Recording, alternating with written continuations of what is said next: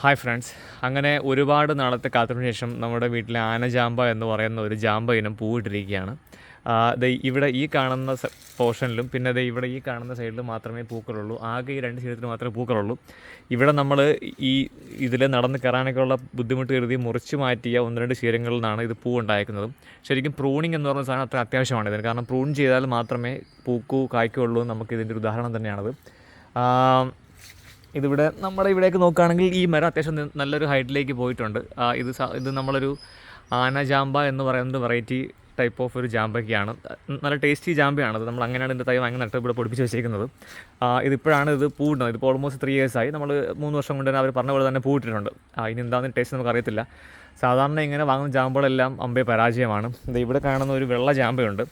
നമ്മൾ ഇതുപോലെ ഫോട്ടോയും വീഡിയോസും എല്ലാം കണ്ട് ആകർഷണമായി നമ്മൾ വാങ്ങിയ ജാമ്പയാണ്. ഇത് കായ്ക്കുന്നുമുണ്ട്.